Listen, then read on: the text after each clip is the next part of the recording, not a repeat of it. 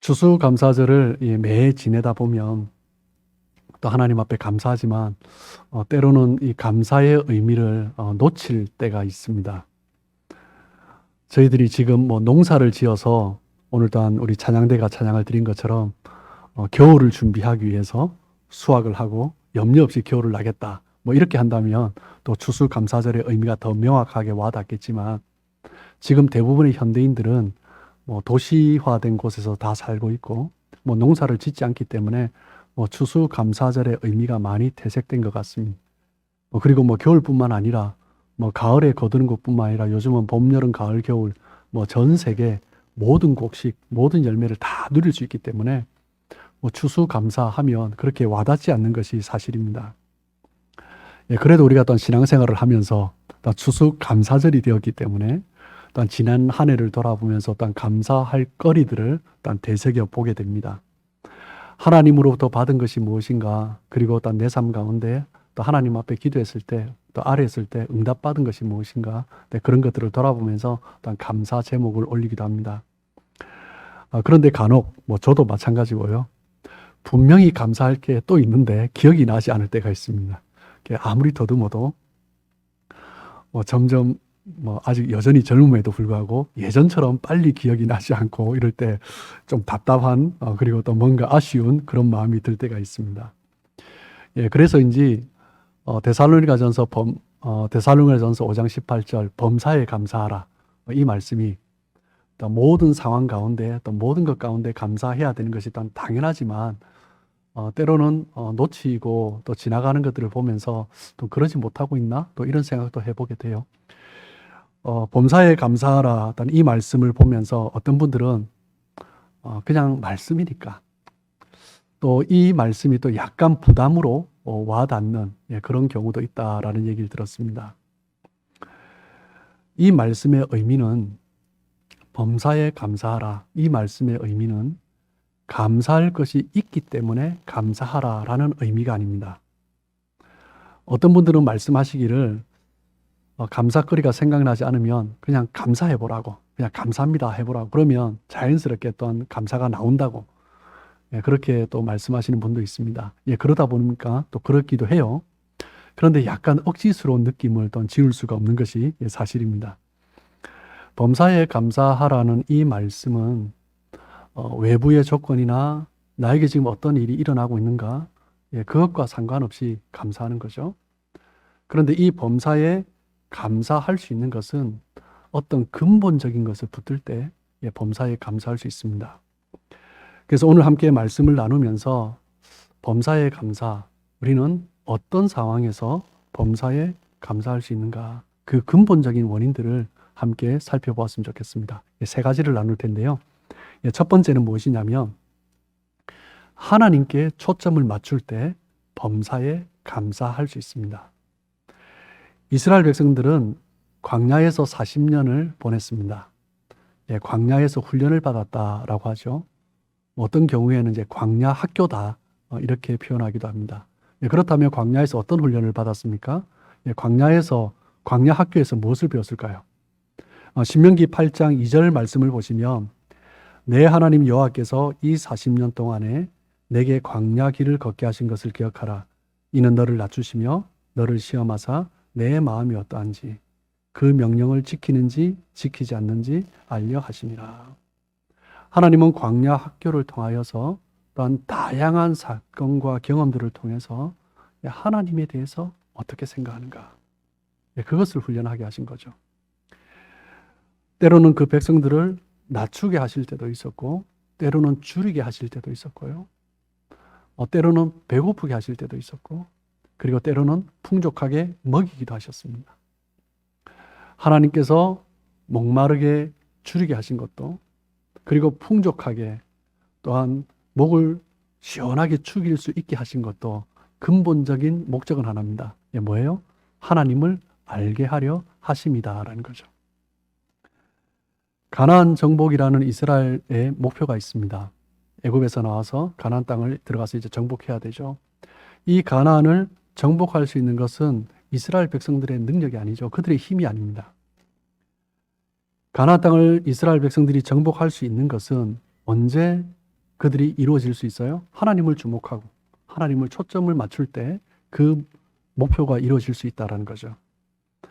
출애굽의 여정을 통하여서 하나님께서 이스라엘 백성들에게 가르치신 것은 한 가지입니다. 뭐예요? 하나님이 하신다라는 거예요. 하나님은 그것을 가르치신 것입니다. 출애굽과 광야의 모든 여정을 통해서 하나님은 이스라엘 백성들에게 하나님이 모든 것을 책임지시고 하나님께서 이루 가신다. 그것을 반복적으로 가르쳐 주신 것입니다. 그런데 이스라엘 백성들은 틈만 나면, 시간만 나면, 조금만 여유가 있으면 원망하고 불평을 했습니다. 왜 그렇게 했을까요? 그것은 그들이 하나님을 주목하기보다 주변의 상황을 주목했고 주변의 환경에 더 영향을 받았기 때문입니다. 하나님께 받는 영향보다 주변의 영향이 더 컸던 거죠. 그러다 보니 배고파 죽겠다고 야단이고 또 풍족하게 먹이시니 이것밖에 안 주냐고 또 야단이고 아무리 어려운 일이 생겨도 하나님께 초점을 맞출 때 하나님이 나를 이끌어 가시고 하나님의 놀라운 계획 가운데 있다는 것을 깨닫게 되죠. 우리의 삶도 마찬가지입니다. 지난 삶을 돌아보면 하나님께서 베푸신 은혜들이 너무나 많습니다.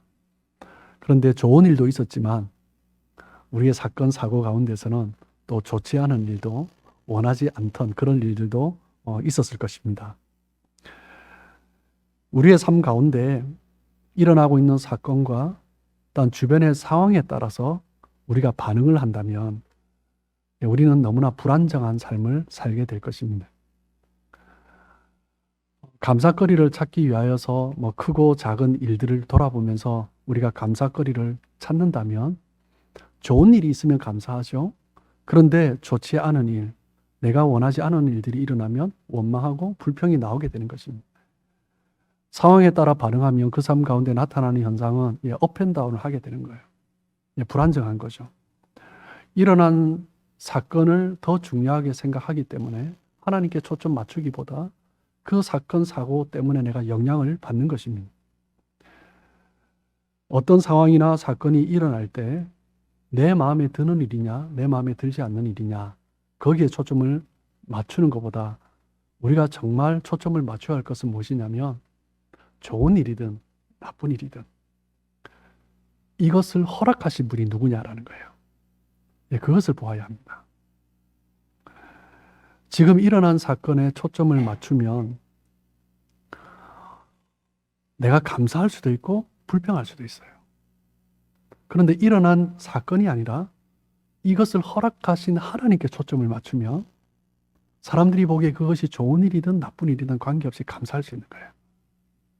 좋은 일을 통해서 하나님께서 더 좋은 일을 이루어 가실 것이고 그리고 내가 볼 때 사람들이 볼 때 나쁜 일, 힘들겠다 하는 일들을 통해서도 하나님은 그 과정을 통해서 우리를 연단시키시면서 더 좋은 것으로 인도하실 것을 믿기 때문이죠. 원망과 불평을 한다라는 것은 무슨 의미입니까? 지금 하나님이 내 마음에 들지 않는다라는 거예요. 내가 원하는 대로 하나님이 해주지 않으시니 하나님 앞에 시비를 거는 것입니다. 그것이 원망하고 불평하는 것입니다. 그것이 하나님께 기도하면서 할 수도 있고 또 주변 사람들에게도 할 수 있어요. 하나님께 하지 않았는데 아니요. 내 입에서 나오는 원망과 불평은 다 하나님께 시비를 거는 것입니다. 우리는 언제 원망하고 불평하지 않을 수 있습니까?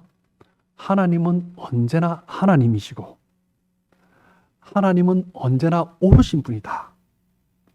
하나님은 언제나 선하신 분이시다. 그것이 내 마음에 배어 있으면 우리는 원망하고 불평하지 않을 수 있습니다.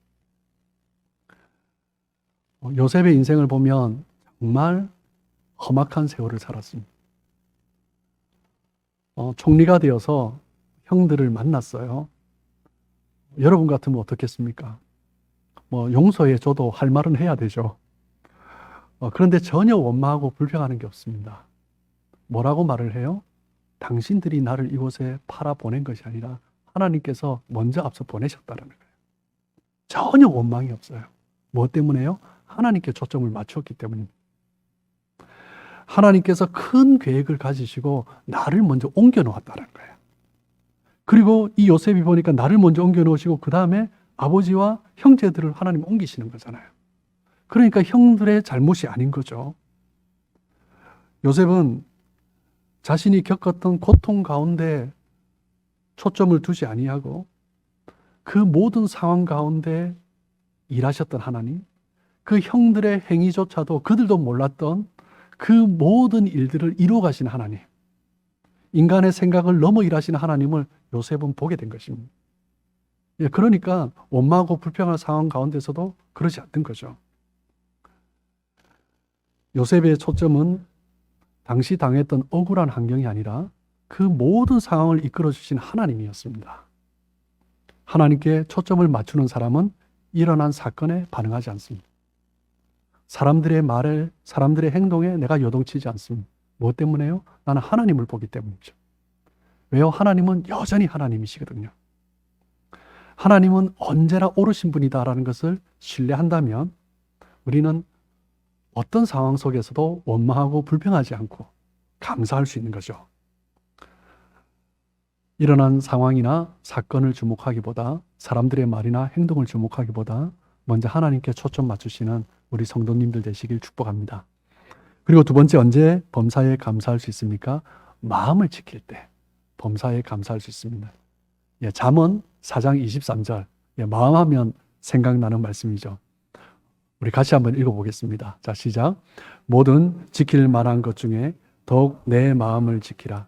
생명의 근원이 이에서 납니다. 우리는 살아가면서 지킬 것들이 너무 많아요. 그런데 절대 놓치지 말아야 할 것, 가장 중요한 건 뭐예요? 마음이에요. 내 마음을 지켜야 돼요. 뭐 때문에요? 이 마음에서 생명의 근원이 나오잖아요. 생명의 근원이 마음이 있잖아요. 마음을 놓치면 생명을 놓친 거나 마찬가지입니다. 연어가 옆에 우리 돈밸리 파크에 시내가 있잖아요, 그죠? 한 5, 6월 달이 되면 연어가 하여튼 이만한 게 올라갑니다. 저 산책하면서 봤는데 아이고 얼마나 큰지요. 물을 거슬러 올라가잖아요. 뭐 때문에요? 생명이 있기 때문입니다. 그런데 생명이 없으면 어떻게 돼요? 떠내려가는 거죠. 간혹 연어 가운데 어떻게 하다 사고를 당해서 생명을 잃은 연어가 있어요? 그냥 떠내려가는 거예요. 어떤 상황을 만나더라도 그 상황을 거슬러 가는 사람이 있습니다. 근데 상황에 휩쓸려서 같이 떠내려가는 사람이 있어요. 좋으면 좋은 대로 떠내려가고 싫으면 싫은 대로 떠내려가고. 무엇 때문에요? 그 마음에 생명이 없기 때문입니다. 생명의 능력을 잃어버렸기 때문이죠. 마음이 깨어지고 병들어 버리면 생명력이 없어지는 것입니다. 생명이 없어지면 주변의 상황이 그냥 나에게 흡수되어 버리는 거예요. 그냥 상황에 따라서 좋아했다가 상황에 따라서 고통스러워했다, 상황에 따라 분노했다, 상황에 따라서 슬퍼했다. 그냥 상황이 나를 이끌어가는 것입니다. 조건이 갖추어지면 감사할 수 있지만 조건이 갖추어지지 않으면 원망하고 불평하는 것. 좋은 환경에서도 결국은 그 원망과 불평이요, 그냥 계속 반복되면 좋은 환경에서도 또 원망하고 불평하는 거예요. 원망, 불평이 계속 나타나다 보면, 안 좋은 일 때문에 나타나다 보면, 그 원망과 불평하는 말을 하다 보면 그 사람들의 특징을 한번 보십시오. 좋은 일인데도 원망하고 불평합니다. 뭐 때문에요? 그것이 내 몸에 배인 거예요. 다른 말로 하면 생명을 잃어가고 있는 것입니다.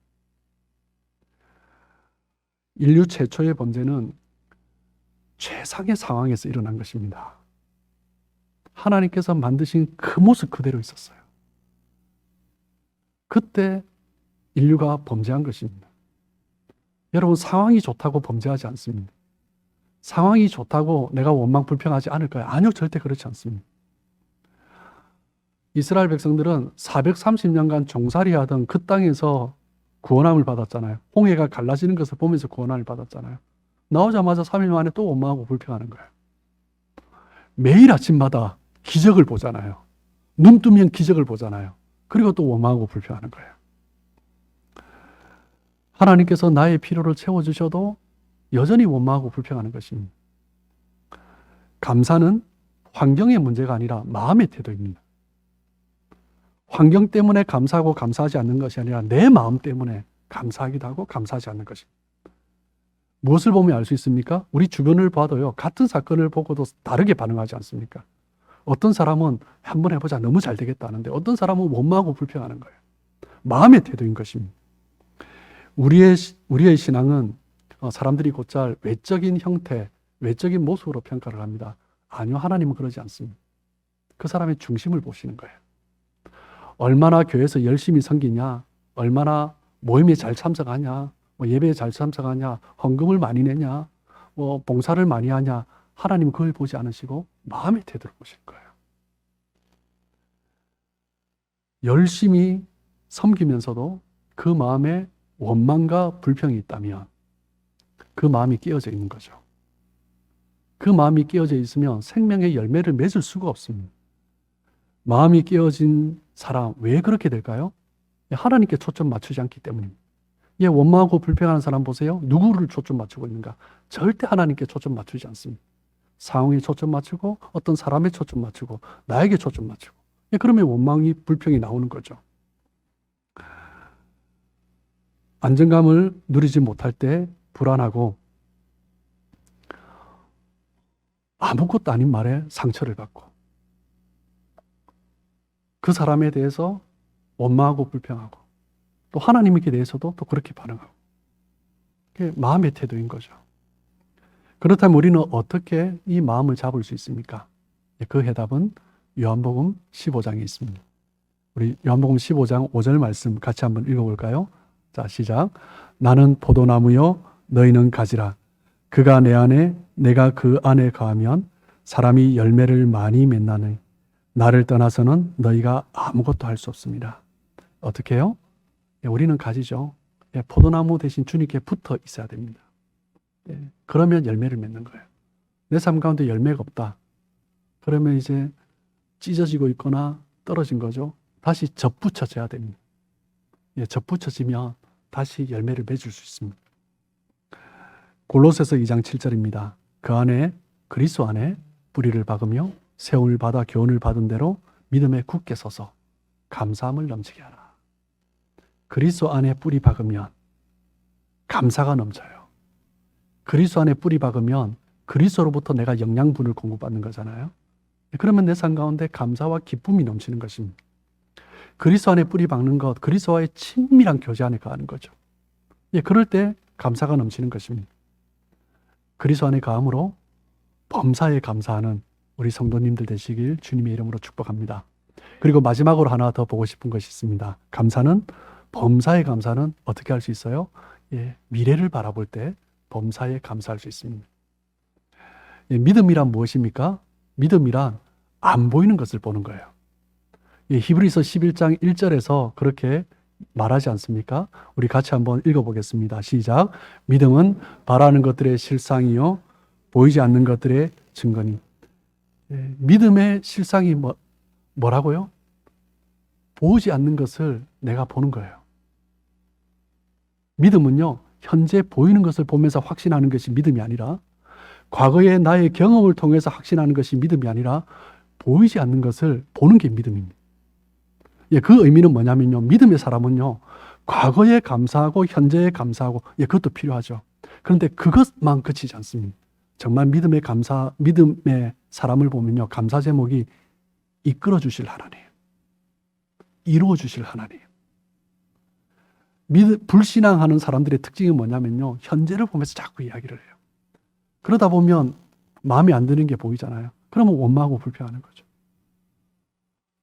사람을 향하여서도 아내를 향해서도 남편을 향해서도 자녀를 향해서도 자꾸 지금 내가 그냥 불만족스러운 거 보고 자꾸 이야기하는 거죠. 믿음의 사람은 미래를 보는 거예요. 나의 자녀를 이끌어 가실 하나님, 지금은 이 모양이지만 가장 선하게 이끌어 주실 하나님을 바라보면서 기도하는 것입니다. 그것이 믿음의 사람이죠. 믿음은 우리의 초점을요 바꾸게 합니다. 과거, 현재가 초점이 아니라 미래가 초점입니다. 그게 믿음의 사람의 가장 중요한 특징입니다. 아브라함이 무엇 때문에 본토 친척 아비 집을 떠났습니까? 현재를 보았기 때문이요? 과거를 보았기 때문에? 아니요, 미래를 보았기 때문입니다. 미래를 보는 사람은 하나님의 그 놀라운 일 가운데 쓰임 받는 거죠. 그 복을 누리는 것입니다. 복의 근원이 되는 축복을 받는 거죠. 아브라함과 롯이 삼촌과 조카가 함께 떠났어요. 그런데 보는 것은 완전히 달랐습니다. 같은 걸음을 걸어가고 있지만 아브라함은 보이지 않는 하나님의 약속을 받고 롯은요, 지금 당장 눈앞에 보이는 것을 보았어요. 그러니까 다른 선택을 하는 것입니다. 출애굽했던 이스라엘 백성들 중에 여호수아와 갈렙만을 제외하고 모든 사람들이 광야에서 다 죽었습니다. 뭐 때문에요? 원망하고 불평하다 죽었습니다. 40년 동안. 여러분, 40이 넘으신 분, 여러분의 삶 가운데 얼마나 원망 불평이 있었습니까? 원망 불평 때문에 40년간의 원망 불평 때문에 죽는다면 40 넘은 사람 중에 살아남아 있는 사람 없을걸요 아마. 무슨 의미냐면요, 이스라엘 백성들이 광야에서 죽었던 이유는 원망 불평 때문이 아니다라는 거예요. 그것보다 더 근본적인 이유가 있습니다. 이스라엘 백성들이 원망 불평한 것은 무엇이냐면 하나님을 신뢰하지 않았기 때문이에요. 하나님의 약속을 신뢰하지 않은 것입니다. 하나님의 약속에 대한 믿음이 없었던 거죠. 하나님의 약속이 이루어질 것이다라는 그 믿음을 가지고 기다리지 못한 것입니다. 그들이 원망 불평한 것은 뭐예요? 하나님의 약속을 보지 않고 당장 눈앞에 있는 것을 보잖아요. 눈앞에 있는 것 보고 지금 환경 보고, 그러니까 원망 불평하는 것입니다. 이스라엘을 가나안으로 이끌어 가시는 하나님을 전혀 보지 않은 것입니다. 그렇기 때문에 멸망한 거죠.